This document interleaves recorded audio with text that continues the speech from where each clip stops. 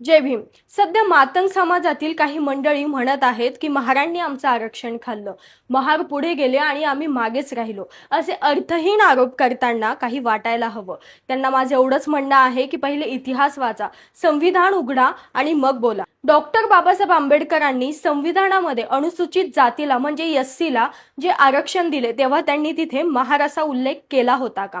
जे आरक्षण महारांना भेटलं तेच आरक्षण मातंग बाकीचे ज्या 59 जाती आहेत त्यांना सुद्धा भेटलं. बाकी 59 जातींसाठी कायदा एकच होता, सगळं काही समान होतं. मग प्रश्न हा पडतो की तुम्हीच मागे का राहिले आणि महाराज पुढे का गेले?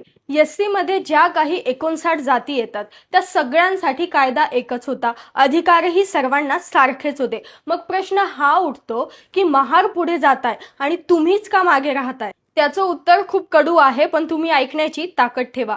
त्या लोकांनी डॉक्टर बाबासाहेब आंबेडकरांचे विचार फक्त भिंतीला टांगले नाही तर ते आचरणातही आणले. 1956 मध्ये डॉक्टर बाबासाहेब आंबेडकरांनी जो बुद्ध आणि त्यांचा धम्म दिला त्यानुसार महार समाजाने अंधश्रद्धा, कर्मकांड, भूत प्रेत, गंडेदोरे सगळं काही सोडून दिलं. त्यांनी अंधश्रद्धेची गुलामी सोडली, झोपडीत राहून उपाशी पोटी राहून आपल्या मुलांना शिकवलं, शिक्षणाची कास धरली आणि मुलांनीही नोकऱ्या मिळवल्या. आज या डिजिटल युगामध्ये 21व्या शतकामध्ये मातंग समाज अजूनही कुठे अडकलेला आहे?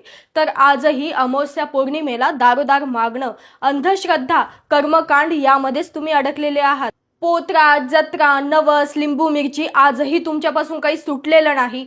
स्वतः कर्मकांडाच्या दलदलीत अडकायचं आणि नाव दुसऱ्याला द्यायचं की महारांनी आमचं आरक्षण खाल्लं. मोठ्या अभिमानाने आपण लहुजी वस्तादांचं नाव घेतो, ज्यांनी की शिक्षणाची दारे उघडे करणाऱ्या सावित्रीबाई फुले आणि ज्योतिबा फुलेंना पाठिंबा दिला. आणि त्यांचेच वंशज जर आज शिक्षणापासून वंचित राहणार असतील तर तुमचा समाज कसा पुढे येईल?